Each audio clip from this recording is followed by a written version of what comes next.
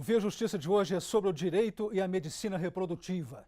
Nossos convidados, o desembargador Caetano Levi, da 2ª Câmara Civil do Tribunal de Justiça de Minas Gerais, e o advogado Cássio Brant, do Instituto dos Advogados de Minas Gerais.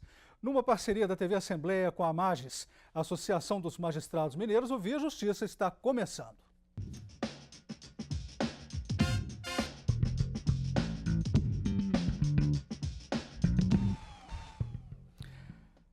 A reprodução humana induzida pela medicina envolve aspectos éticos e jurídicos. Até onde as técnicas de reprodução podem avançar? Quais são os limites éticos desse avanço? Como é a reprodução humana medicamente assistida hoje no Brasil, desembargador? Eu cumprimento inicialmente as senhoras e senhores telespectadores e agradeço a oportunidade de participar deste programa, onde a gente sempre aprende muito. Realmente é uma questão tormentosa relacionada com a reprodução humana assistida. Não há dúvida que o ser humano, como qualquer ser vivo, anseia em deixar uma descendência. A vida individual é efêmera. A vida em si, a gente sabe que ela é eterna, que ela vai passando de geração em geração. E fatores vários podem levar à impossibilidade de uma gravidez natural. Então, nesses últimos praticamente 100 anos, técnicas têm sido desenvolvidas para que casais, ou mesmo individualmente mulheres que queiram ser mães e não conseguem por meios naturais, possam ter seus sonhos satisfeitos. E nos últimos tempos a tecnologia avança muito. Era impensável há 40, 50 anos, por exemplo, a FIV, a fecundação in vitro, criar-se um novo ser humano de forma extracorpórea. Claro que a primeira técnica foi da fecundação intracorpórea, fecundação artificial. E esse avanço científico, ele tem que ser acompanhado pelo direito, porque é uma realidade social. E é claro que cria uma série de dificuldades, mas também uma série de potencialidades. Doutor Cássio, quais são os aspectos éticos colocados na discussão da reprodução assistida? Quais são os aspectos jurídicos? Em linhas gerais. A questão, quando você trata de uma questão de reprodução, temos que ver situações em que hoje a discussão é em torno desses embriões, né, se o que são feitos, como é o descarte desses embriões, e que cerceia, né, a questão maior é a questão do princípio da dignidade humana. Por exemplo, na questão de clonagem, uma das questões que é colocada como tema, porque no processo de clonagem, algum desses embriões vão se tornando e tem uma má formação. Então, para evitar essas má formações, né, que aí vem a questão da dignidade humana, não se é vedado esse tipo de situação. Então, hoje as técnicas de reprodução assistida, ela vem a fecundação in vitro, existe um outro procedimento que é a doação de óvulos, há mais um outro procedimento que é feito por uma seringa, né, apropriada, em que você vai chegar ao óvulo e colocar o material genético masculino, né, para ter a fecundação. São algumas das técnicas que são feitas, né? E a questão toda é essa, da questão ética, qual o procedimento, né, que é feito, a questão de valorização aí do ser humano. O debate também vai em cima da questão, será que esse embrião tem direitos, né, de personalidade? Qual é a proteção desse embrião? Então são situações hoje que são bastante discutidas. Desembargador, quais são os princípios jurídicos que estão predominando hoje em relação à reprodução assistida? Olha, a reprodução assistida, conforme eu disse ainda há pouco, é algo relativamente recente. Mas as novas tecnologias que estão surgindo a todo momento demandam, sim, uma atenção muito grande por parte da comunidade jurídica. O princípio basilar que está inscrito na Constituição, e conforme o Dr. Cássio acabou de dizer, é o respeito à dignidade humana. Mas também há que se respeitar a liberdade daquelas pessoas que querem se submeter à técnica, mas às vezes elas mesmas querem impor limites, e isto está muito claro no atual Código de Ética Médica, que é recente. Não só na área de reprodução humana, mas na área de assistência médica em geral. Então, o princípio da liberdade há que ser respeitado, o princípio da beneficência, a técnica de ser útil, daí também resoluções do Conselho Federal de Medicina proibir, por exemplo, experimentos com material genético humano. E no Código de Ética Médica tem até uma expressão que às vezes as pessoas não entendem bem, quando diz que é proibido qualquer tipo de experimento para criar quimeras. As quimeras, que vêm lá da Grécia, eram seres fantásticos e que hoje a tecnologia já permite criar. Por exemplo, sabe-se que num experimento quimérico conseguiu-se implantar genes de vagalume em planta, genes responsáveis pela luminescência. E essas plantas no escuro elas brilhavam um pouco. Ora, se faz isto no reino, até um hibridismo de reino animal e vegetal, é também possível fazer com o ser humano. Mas é ético? Claro que não. O problema sério que a gente enfrenta é que os laboratórios, em geral, são muito herméticos. Os cientistas fazem as experiências e muitas vezes eles não divulgam os resultados. Só vai saber muito tempo depois. E este muito tempo depois vem como um fato consumado, que o direito tem dificuldade de lidar com isso. Doutor Cássio, o que falta regulamentar nessa área de medicina assistida? Olha, hoje nós temos a lei de biossegurança e as resoluções do Conselho Federal de Medicina. O que eu vejo aí como o professor Caetano Levy falou, a tecnologia ela avança de uma forma assustadora. E, às vezes, né, o direito não vai ter condições de acompanhar esse procedimento. Então, é uma área complicada até para você tentar legislar, porque, às vezes, vem técnicas novas que, às vezes, o direito não vai acompanhar esse tipo de técnica. Mas eu vejo uma grande dificuldade, porque nessas questões, não é questão nem só legislativa, é a questão de fiscalização. Porque nós não temos hoje como saber se realmente, às vezes, por exemplo, no caso de doação de óvulos, essas coisas, se realmente está sendo doado ou não, né? Porque pode ser comercializado sem ter uma fiscalização eficiente em cima disso. É como o professor falou, esses experimentos aí que nós, né, podem estar ocorrendo aí sem termos qualquer... O desembargador até usou o termo laboratórios herméticos, né? Sim. Nós não temos nem condições de saber o que está sendo feito, né, nessas pesquisas. Então, uma legislação ela tem que ser repensada de uma forma eficaz. E nessa área é uma situação muito difícil de regulamentar, né? Mas eu vejo um grande problema aí a questão da fiscalização em cima dessa questão da ciência aí. Via Justiça faz agora um rápido intervalo e voltamos em instantes.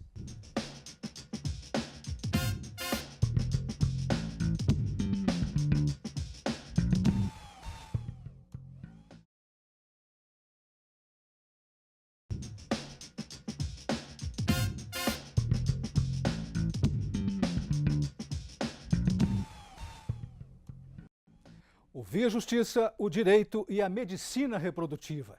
Participam do programa o desembargador Caetano Levy, da 2ª Câmara Civil do Tribunal de Justiça de Minas Gerais, e o advogado Cássio Brant, do Instituto dos Advogados de Minas Gerais. Desembargador, Quais as principais questões jurídicas que passaram a existir a partir da reprodução artificial? Quais os conflitos de interesse que surgiram? Olha, são vários. O primeiro deles é a questão dos embriões excedentários. Eles devem ser mantidos congelados em nitrogênio líquido, salvo engano, a temperatura de 196 graus negativos, graus Celsius. Isso tem um custo. O casal já obteve o filho ou filhos que desejavam. E normalmente abandonam. Então, além de criança abandonada, temos também embriões abandonados. E esses embriões não podem ser exterminados, pelo menos durante o prazo fixado pelo Supremo Tribunal Federal. Que é de quanto tempo? 3 anos. Aliás, na verdade, é a Lei de Biossegurança que trata disso e o STF decidiu que é constitucional essa norma. Então, este seria um primeiro problema. O segundo problema, ainda do excedentário, é quando a união se desfaz, a união de doadores de óvulos e gametas masculinos. Quem fica responsável? Outro problema sério é a chamada implantação pós-mortem. Um dos doadores já morreu. Aquele embrião, se foi a doadora de óvulo que morreu, ele pode ser implantado em outro útero. Se o pai, pode ser implantado tanto no útero da doadora do óvulo quanto terceira. Isto cria, claro, problemas jurídicos de alta complexidade com os maiores reflexos na sociedade. Doutor Cássio, o que é permitido, o que está proibido em termos de reprodução humana assistida? Na reprodução assistida, você pode utilizar material genético dos genitores, né? Que é a reprodução homóloga.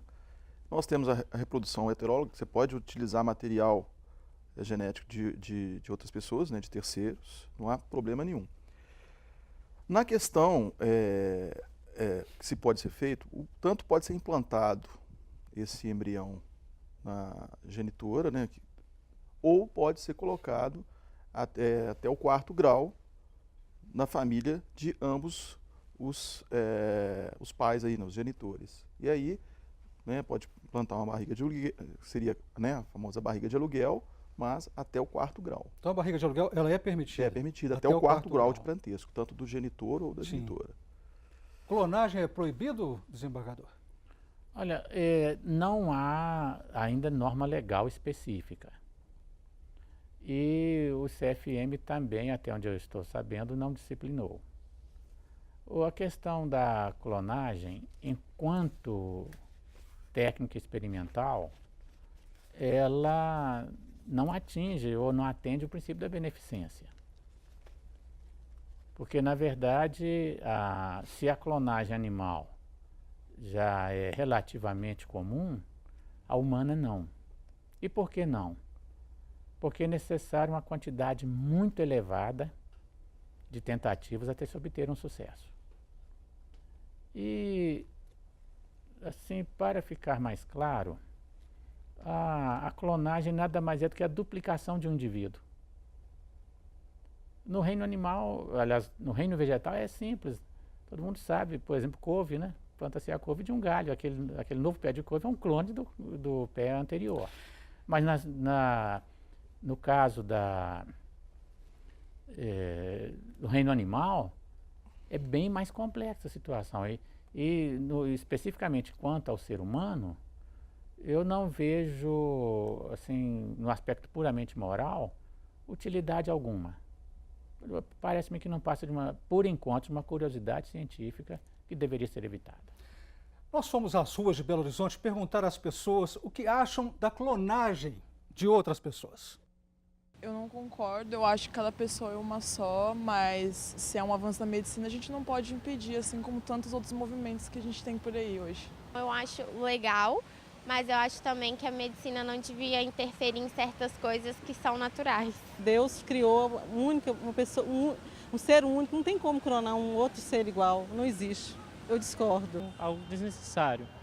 Mas talvez pode ter pessoas que têm opiniões diferenciadas, talvez queiram um exemplo de ter um filho com uma aparência, com a mesma coisa do seu pai, mas no meu caso eu acho desnecessário. Clonagem eu acho que não é válida, porque eu acho que fica muito bagunçado. Pensa bem, sai clonando todo mundo, vai saber quantos de mim que haverão no futuro. O que o senhor achou, doutor Cássio, da fala popular? Eu acho interessante porque a clonagem, as pessoas têm um pouco, no senso comum, né, sem buscar até a questão jurídica, o medo de ter alguém idêntico, né? Mas eu acho interessante algumas, filmes, né, novelas trouxeram essas discussões. Eu acho um filme muito interessante, que é o filme A Ilha, e lá trata a questão da clonagem humana, como pessoas bastardas que pegam um clone para que no futuro, se precisar de algum órgão, estaria ali um clone para servir de substituto para algum transplante, por exemplo, de pulmão, de coração. Seria ter um clone como um pneu de estepe do carro ali para poder substituir alguns órgãos, né? Então são questões essas que vão chegando em cima da questão da clonagem humana. Então, esse clone, será que ele também não tem dignidade, né? Se fosse para esses fins de substituição de órgãos? O que o senhor achou, desembargador, da fala popular? Olha, a sabedoria popular é infalível. Principalmente a preocupação daquela última entrevistada, quando ela disse, né, quantas de mim vão estar por aí. É realmente algo que foge do controle. E convenhamos, uma população humana que caminha para 8 bilhões, a clonagem ela é desnecessária. Agora, se a justificação que ela seria um banco de reserva de órgãos, isso é perverso. Aí já entra a questão ética, né? E também jurídica. Porque, por exemplo, retirar o coração do clone vai ter que matá-lo. São pessoas, né? E eles são seres humanos, são, juridicamente falando, sujeitos de direito, que têm direito à vida, inclusive. O Via Justiça faz agora mais um intervalo e voltamos em seguida com o bloco final do programa.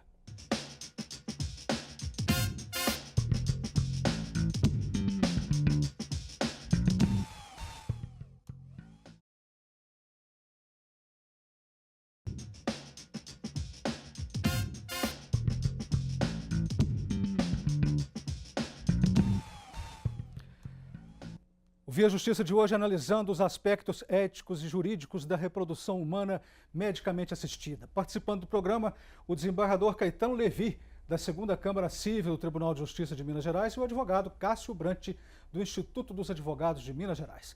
Desembargador, qual é a história da inseminação artificial humana? Olha, a inseminação artificial em si, ela já vem sendo empregada há mais de um século. Um século? Isso para inseminação de animais. Na área humana, está também em torno de um século. Porque desde que pôde, no avanço da microscopia, fazer identificação de gametas masculinos e esses gametas sendo inseridos diretamente no útero da mulher, essa tecnologia, já, vamos dizer assim, 100 anos para já ficou meio antigo, né? Agora, a inseminação artificial extracorpórea, a chamada fecundação in vitro, esta é muito mais recente. Vários fatores foram necessários que se atendesse, né? Tipo, por exemplo, encontrar medicamentos que provocassem uma ovulação extraordinária na mulher. Porque não é possível a FIV com apenas um óvulo.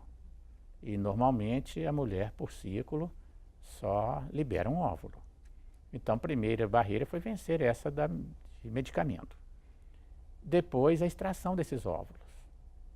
Porque obter material genético masculino é fácil. O feminino nem tanto. E isso só foi possível em torno de 3 décadas.